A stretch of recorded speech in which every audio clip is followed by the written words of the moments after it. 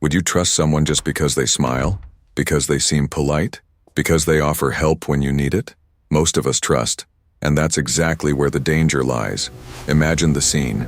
You're at a party, or in a parking lot, or simply walking down the street. Someone approaches you. There's nothing scary about this person. On the contrary, they smile. They make a joke that makes you laugh. They offer help with something. You accept because why not? The person is friendly, charismatic even. Everyone around seems to like them. And suddenly you feel special because among all the people there, they chose to pay attention specifically to you. It's a moment that seems harmless, normal, human.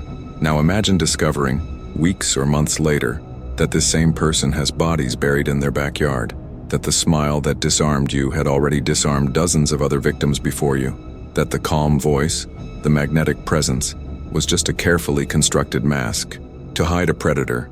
This is the true terror of charismatic killers. They don't arrive looking like villains. They don't wear hockey masks or carry a chainsaw. They arrive with the smile you trust, the voice that calms you, the presence that makes you lower your guard at the worst possible moment. Ted Bundy understood this better than anyone. A fake broken arm, a request for help carrying books to the car, a disarming smile that made intelligent, cautious, well-informed women believe they were safe. Women who never imagined they would die that day because he simply didn't seem dangerous.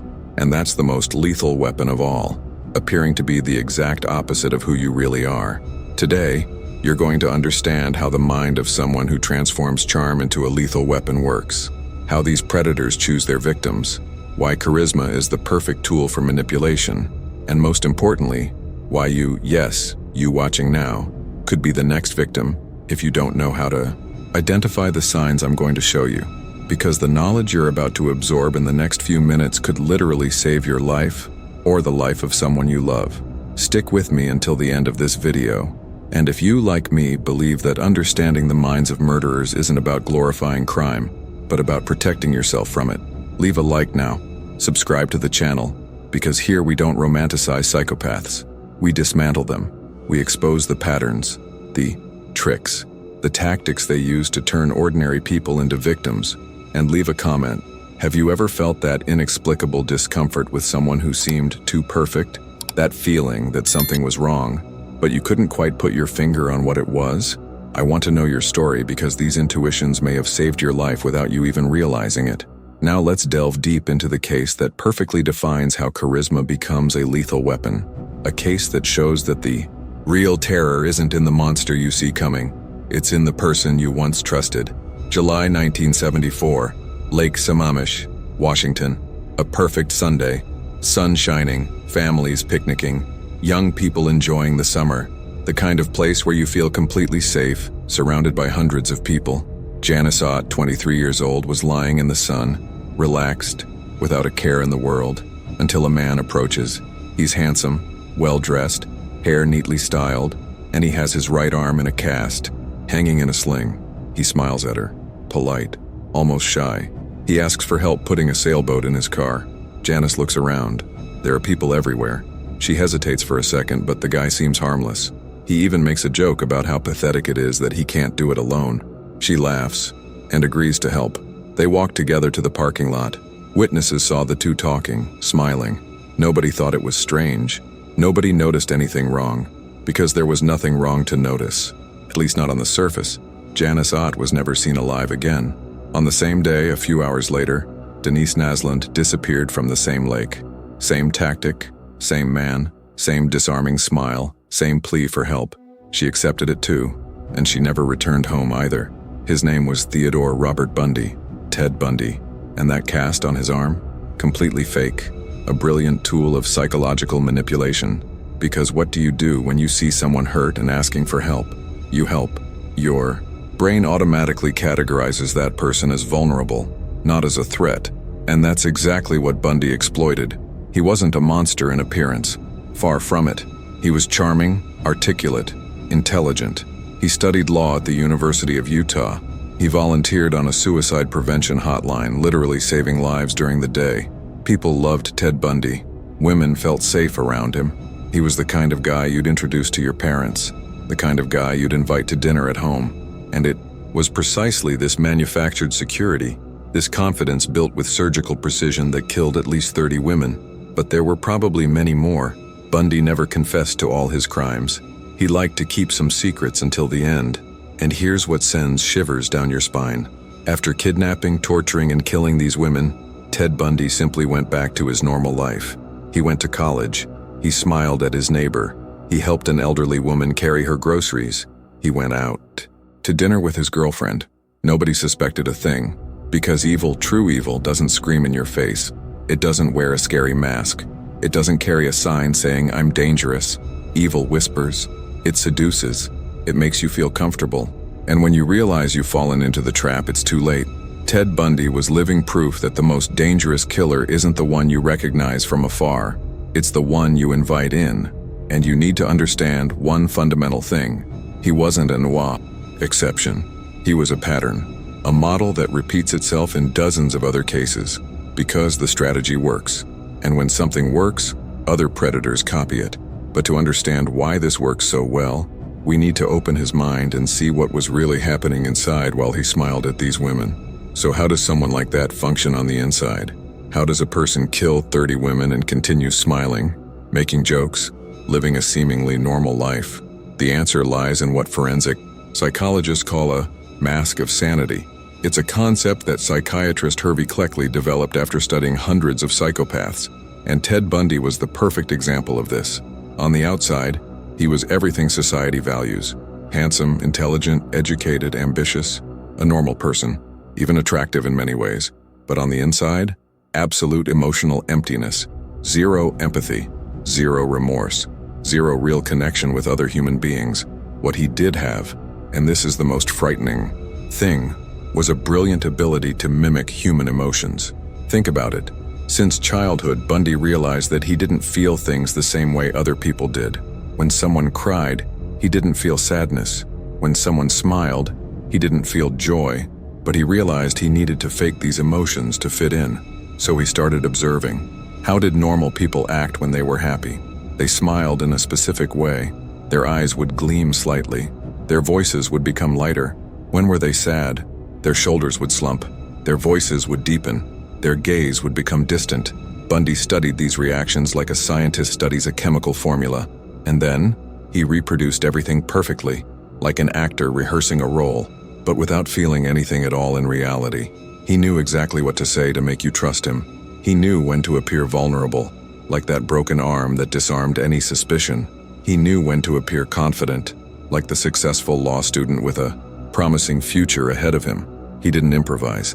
He planned each interaction as if it were a game of chess, and you were just a piece on his chessboard. Bundy studied you, your fears, your insecurities, your emotional weaknesses. He paid attention to how you reacted to certain words, to certain gestures, and then he used all of that against you. If you seemed insecure, he complimented you in a way that made you feel special. If you seemed cautious, he created a narrative that made you lower your guard. He was a master of social engineering before the term even existed, and each victim he successfully deceived only refined his techniques. He got better, more convincing, more dangerous. And here's the worst part. This ability isn't unique to Ted Bundy. It's common among charismatic psychopaths. They aren't born with empathy. Their brains simply don't process emotions the same way. But many of them are born with an almost supernatural ability to feign empathy better than any normal person could. They are better at appearing human than real humans. And that makes them absolutely lethal. Because while you're looking at them thinking, "Wow, what a nice person, what a genuine person," they're looking at you thinking, "How do I use this to my advantage? What's this person's weak point? How do I manipulate this situation for my benefit?" It's a fundamental difference in mental processing. You see a human interaction. They see an opportunity for control. And when you understand that when you truly absorb that reality, you begin to realize that danger never comes in the way you expect. It comes wrapped in kindness, in charm, in a smile that seems sincere but is just a tool. And this leads us to an even deeper question. Why do so many killers choose exactly this strategy? The truth is harsh, but it needs to be said. Charismatic killers choose this strategy because it simply works, and it works better than any other. Think about the cold logic behind it. If you're a predator, what's the most efficient way to hunt? Do you chase after your prey screaming, drawing attention, wasting energy, risking being seen by witnesses? Or do you make the prey come to you? Do you create a situation where the victim not only approaches voluntarily, but also feels good doing so? The answer is obvious, and Ted Bundy understood this perfectly. He didn't need to use brute force in the initial approach. He didn't need to drag anyone screaming into a van. He used attraction, personal magnetism. He made women want to help him, and this changed the entire dynamic of the crime. It saved physical energy. It dramatically reduced the risk of being seen as a threat by nearby witnesses, and most importantly, it gave him total control of the situation from the very first second. The victim was already psychologically disarmed before even realizing she was in danger, and Bundy wasn't alone in this strategy. Other killers followed the exact same playbook, each adapting the charisma to their own context. John Wayne Gacy, for example, he was a successful businessman in Chicago. Active in the community, he organized neighborhood parties, and he dressed up as Pogo the Clown to make children laugh in hospitals and charity events. Everyone loved Pogo. Parents trusted him around their children. He was seen as a pillar of the community, but in his spare time, Gacy lured teenagers and young adults to his home with promises of work at his construction company, and he killed them. 33 bodies were found buried in the basement and backyard of his house. 33, and for years nobody suspected anything, because how could you suspect the guy who makes children laugh? Jeffrey Dahmer is another disturbing example. He wasn't outgoing like Gacy or Bundy. Dahmer was the quiet neighbor, polite, even a little shy, the kind of person you pass in the building's hallway and find harmless. He offered drinks to acquaintances at bars. He invited guys to his apartment to listen to music, watch something. He seemed like just a lonely person wanting to make friends. But what happened after the door closed was pure horror. Dahmer dismembered his victims. He kept parts of the bodies. 17 men were killed by him. And the neighbors? They complained about the strange smell coming from the apartment, but they never imagined it was the smell of human decomposition, because Jeff seemed so normal, so incapable of harming anyone. And then there's Rodney Alcala. This case is disturbing in a different way. Alcala was a photographer, charming, well-spoken, and in 1978, he appeared as a contestant on the TV show The Dating Game, a popular dating show at the time. He competed against 2 other men for a woman's attention, and you know what happened? He won. The audience loved him. They found him funny, interesting, confident. The woman chose him, but there's a catch. When the cameras turned off and she spoke to Alcala backstage, something about him made her deeply uncomfortable. She refused the date, and that intuition probably saved her life, because at that time, Rodney Alcala had already killed at least 5 people, and he would continue killing for years. All these men understood a fundamental truth about human behavior. Charisma is the master key that opens any door, including and especially the door to your trust. And when you understand how they operate, you begin to realize that there is a method behind the madness. Charismatic killers don't improvise. They don't wake up and decide on the spot how they're going to approach someone. There's a mental script they follow, almost always divided into 3 distinct phases. And when you know these phases, you start to see the pattern repeating itself in dozens of different cases.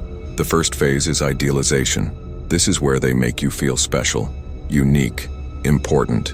They compliment you in a way that seems genuine. They make you laugh with a joke at the right time.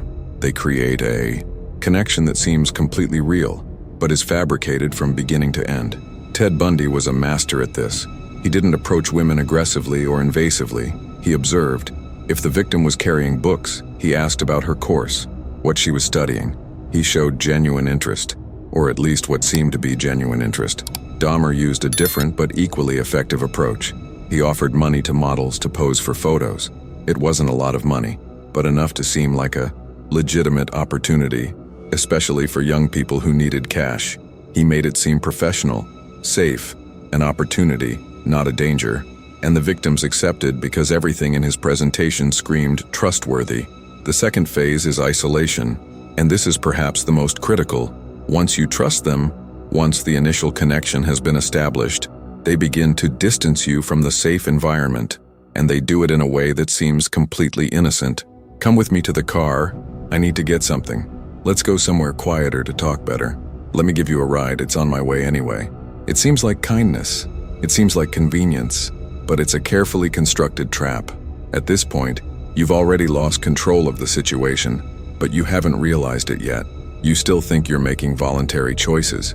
You still feel safe because the person next to you continues to be friendly, continues to smile, continues to make you feel comfortable. But the reality is that every step you take away from witnesses, every meter you move away from a public environment, is a step closer to the point of no return. And then comes the third phase, total dominance. This is when they show who they really are. But when that happens, it's too late. You're isolated, vulnerable, no witnesses, no help nearby, and they have complete control of the situation. The charisma vanishes instantly, the mask falls, and what remains is that emotional void that was always there. Only now it no longer needs to hide. You see the real person for the first time, and it's terrifying, because until that moment you still thought you knew who was beside you. You thought you had read the person correctly, but you weren't interacting with a person, you were interacting with a performance. And now the performance is over. The most terrifying thing of all, and this comes from accounts of victims who managed to survive, is that until the very last second before the attack, the assailant was still smiling, still using that calm voice, still maintaining the facade, and then, in the blink of an eye, everything changes. Violence explodes out of nowhere, and you realize that every second of that entire interaction was calculated. Every smile, every kind word, every moment of apparent human connection. It was all part of a plan, and you were just the target. But a question remains. How do we identify this before it's too late? How do we recognize the signs when they are so good at hiding them? Let's delve deeper into the case of Rodney Alcala because it perfectly illustrates how intuition can be the difference between life and death. It was 1978. The show The Dating Game was at the height of its popularity on American television. The format was simple.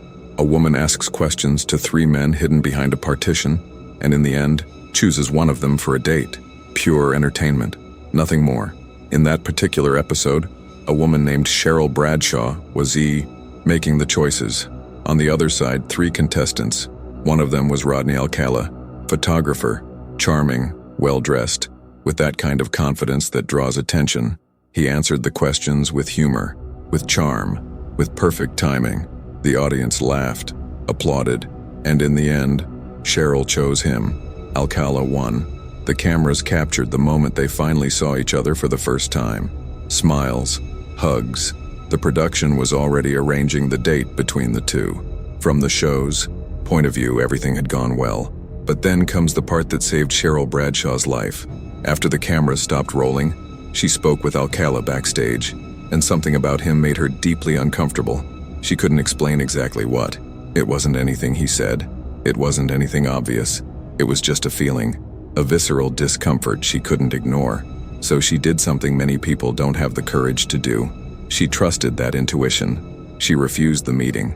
She told the production she didn't want to go. And that decision, based purely on an inexplicable feeling, saved her life. Because at that time, in 1978, Rodney Alcala had already killed at least 5 women. And he was only just beginning. Alcala's strategy was almost perfect. He presented himself as a professional photographer. He approached young women, many of them aspiring models, and offered free photo sessions.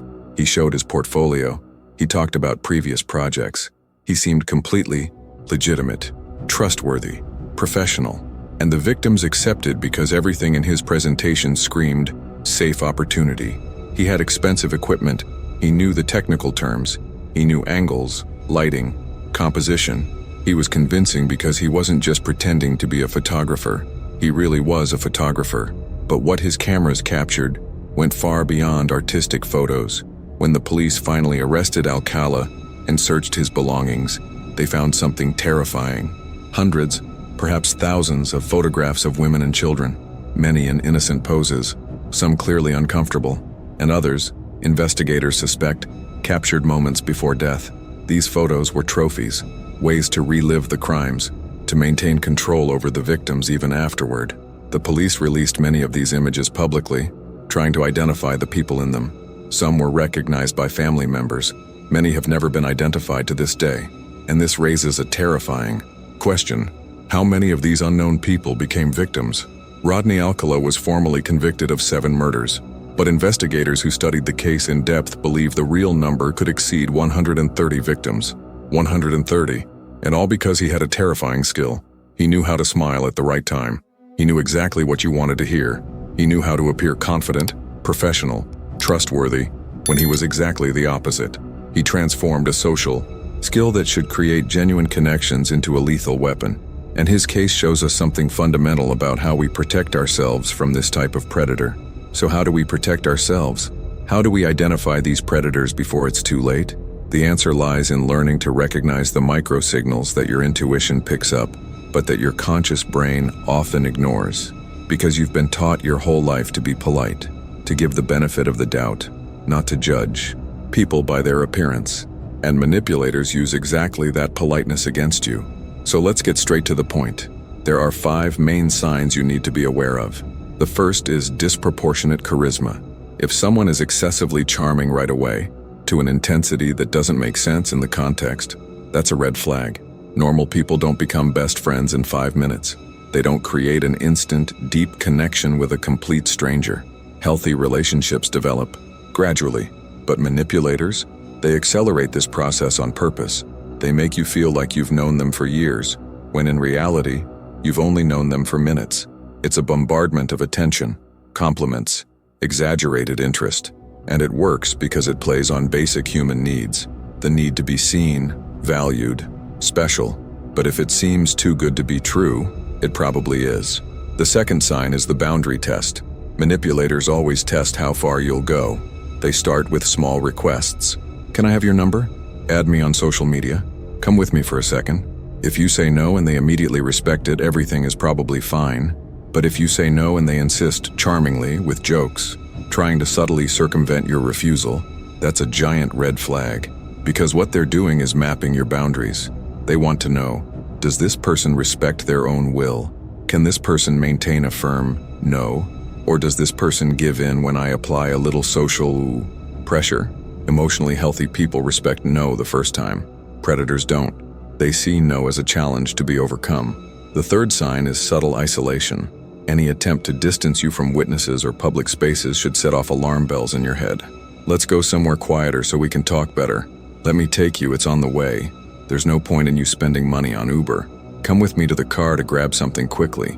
All of this sounds like convenience, like kindness. But the real goal is to put you in a vulnerable position. Because in an isolated place, there's no one to hear you scream. There's no one to intervene. There's no one to witness what happens. And that gives the abuser total control. The fourth sign is vague or inconsistent stories.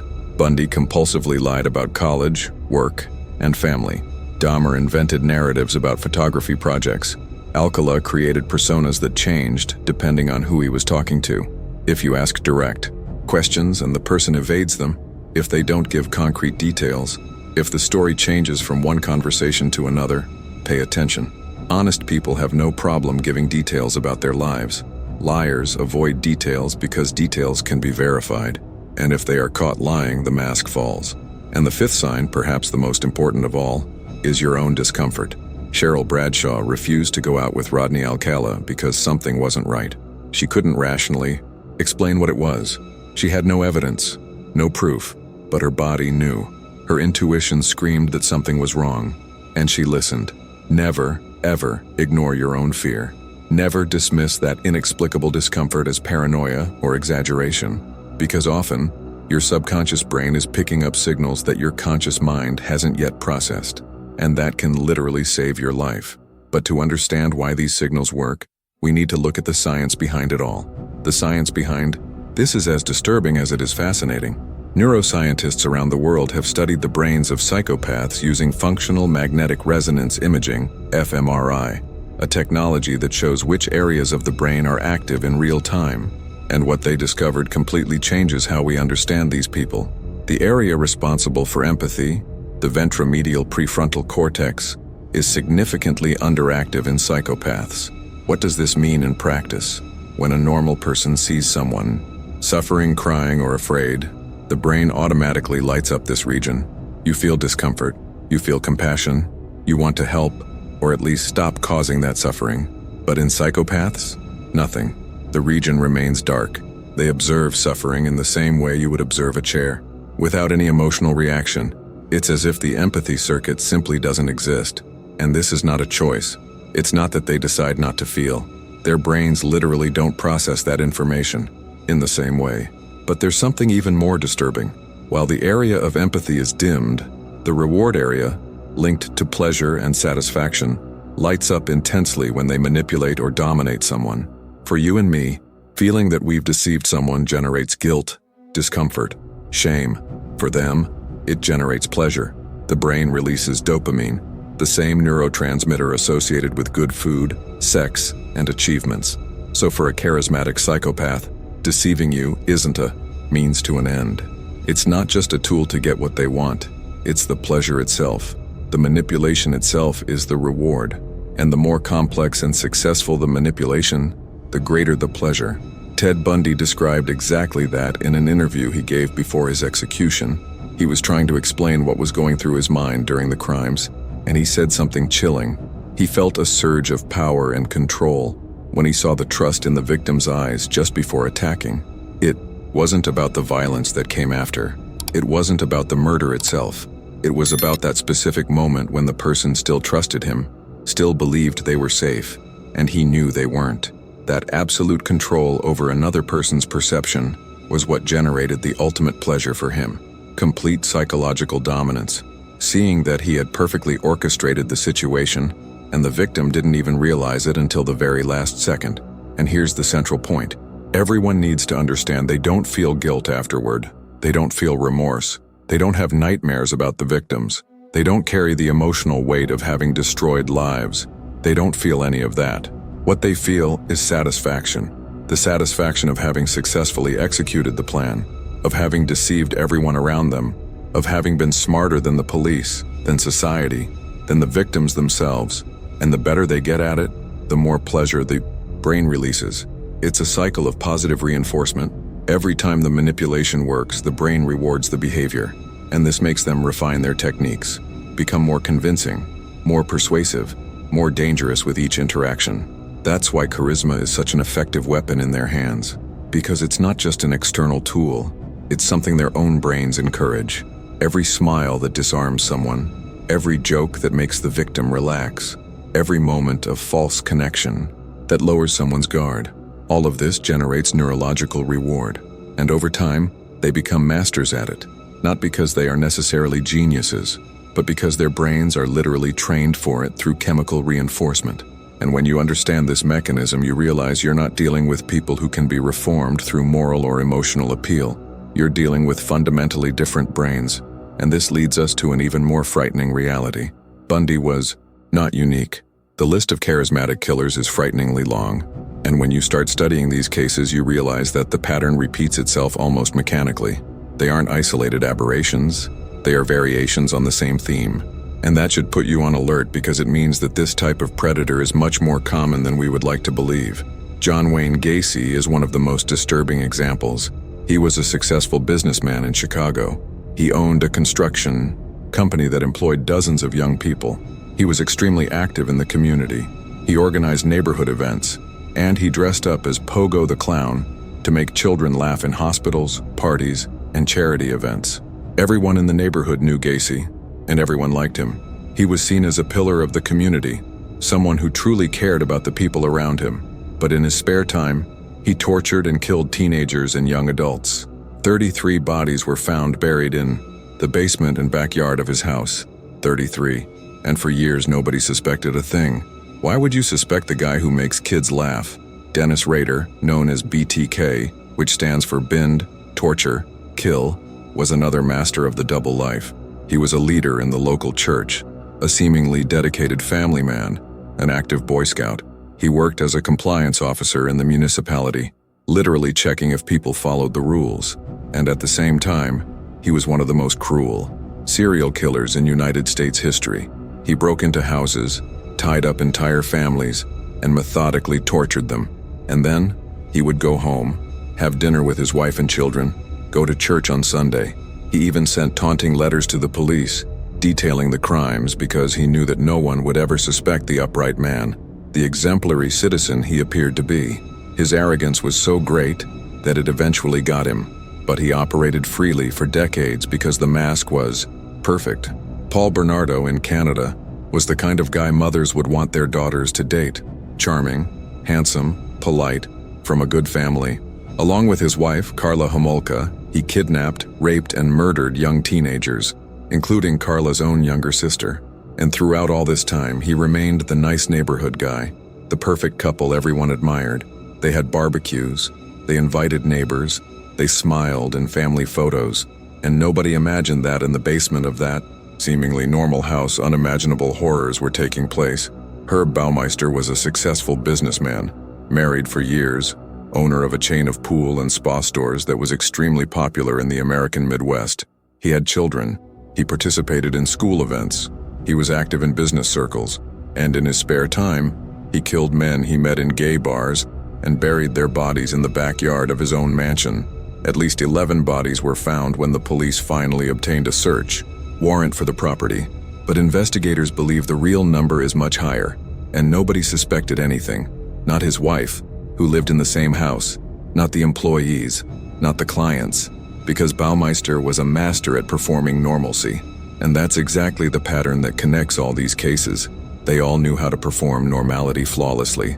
They knew how to make you believe they were exactly like you, ordinary people with ordinary lives. And it was this performance that kept them free for so long. Because we don't want to believe that the friendly neighbor, the charismatic coworker, the dedicated church leader could be capable of atrocities.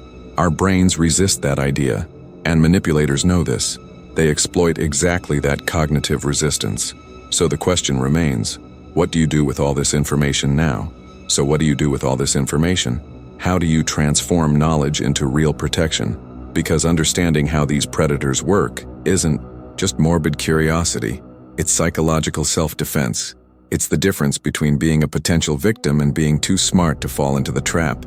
And there are practical principles you can apply to your life immediately. The first, and perhaps most critical, never ignore your intuition. If something feels wrong, it's wrong. Period. It doesn't matter how much the person smiles. It doesn't matter how many rational excuses you can invent to justify that discomfort. It doesn't matter how harmless they seem on the surface. Your body is picking up signals that your conscious brain hasn't yet processed. That shiver down your spine, that inner voice saying something's not right, isn't paranoia. It's the oldest warning system you have, and it exists because it saved your ancestors from predators for millions of years. Trust it. Second, charisma is not evidence of goodness. This is a cognitive error we make all the time. We automatically assume that likable people are good people, that funny people are trustworthy people, that charming people have good intentions, but the reality is much more complex. Genuinely good people can be charismatic, yes, but bad people can be too, and they are usually much better at it because they have practiced their whole lives. They have refined the ability to charm as a tool for survival and manipulation. So when someone seems too charismatic, too quickly, for the context, that should be a warning sign, not a sign of comfort. Third, set boundaries early and stick to them. If someone tests your limits in the first few interactions and doesn't respect a clear no, cut off contact immediately. No second chances. No trying to understand their motivations. No benefit of the doubt. Because testing boundaries is exactly what manipulators do. They want to know if you're someone who gives in under social pressure. And if you give in once, they know they can push further next time. People with healthy intentions respect your boundaries the first time. Always. Fourth, never isolate yourself with strangers. No matter how polite or charming someone seems, no matter how many reasonable excuses they give. Public meetings. Always. No exceptions. This isn't being paranoid. This is being smart. Because in a public space, you have witnesses. You have escape routes. You have people who can intervene if something goes wrong. And predators know this. That's why they always try to isolate you. Resisting this is one of the most effective defenses you have. And fifth, perhaps most importantly in the long run, study human behavior. The more you understand how manipulators work, the patterns they follow, the tactics they use, the harder it becomes to be manipulated. Because you begin to recognize the signs in real time. You notice when someone is using disproportionate charm, when someone is testing boundaries, when someone is trying to isolate you, and with this recognition comes the power to interrupt the script before it reaches The dangerous stages. Ted Bundy was executed in the electric chair in 1989, and before he died, he gave several interviews trying to explain who he was. And in one of those interviews, he said something everyone should pay attention to. "I'm not a monster. I'm just a man." And you know what? He was absolutely right. And that's exactly why he was so dangerous. Because you recognize monsters from afar, but charismatic men with deadly ulterior motives, you only realize those when it's too late. Don't let it be too late, because the knowledge you've absorbed in the last few minutes could literally save your life, or the life of someone you love. And if you've made it this far, if you've really paid attention to everything we've discussed, you're already more prepared than 90% of the people out there. You understand now how charismatic killers work. You know the signs. You know that danger doesn't always come with the face of a villain. Sometimes it comes with a smile, with a joke, with an offer of help. If this video made you think differently about how you evaluate the people around you, leave a like, because that shows me that the content really connected with you. And subscribe to the channel, because here we don't romanticize crime. We dismantle it.